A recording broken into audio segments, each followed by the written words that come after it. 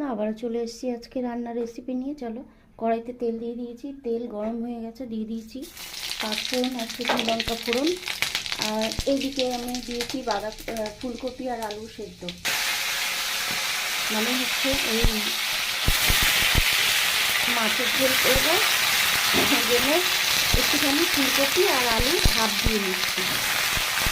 তাহলে মাছ দিয়ে দিই, সবজিগুলো লঙ্কা দিয়ে দিয়েছি, দিয়ে দিলাম নুন আর হলুদ। এবার ঢাকা দিয়ে দেবো।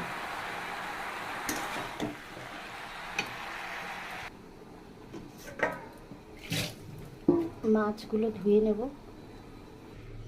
মাছ ধোয়া হয়ে গেছে, নুন হলুদ মাখিয়ে রেখে দিই। পুঁইশাক কিনতে একদম হয়ে গেছে, দেখো। এবার নামিয়ে নেব। মাছ ভাজা শুরু হয়ে গেছে।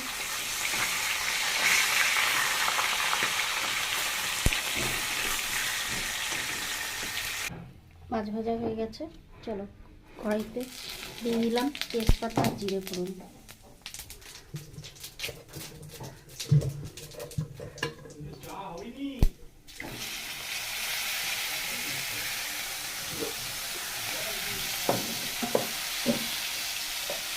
দিয়ে দিলাম ফুলকপি আর দিকে চা বসিয়েছি বড়ের জন্য।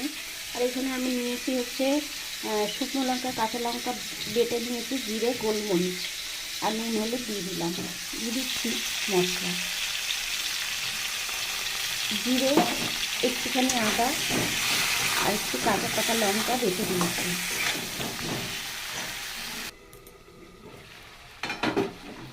আর কষানো হয়ে গেছে, আর সুন্দর তেলও ছেড়ে দিয়েছে, আর ফুলকপিটাও সফট হয়ে গেছে, আলুও গলে গেছে। দিয়ে দিলাম জল, ব্যাস আর দেব না।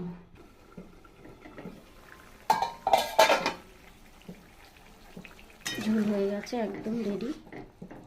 আলুও গলে গেছে। দিয়ে দিলাম মাছ দিয়ে নামিয়ে দেবো।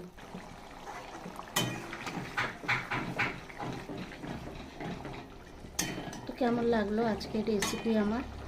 যদি ভালো লাগে একটু ভালোবাসা দিয়ে পাশে থেকো। তো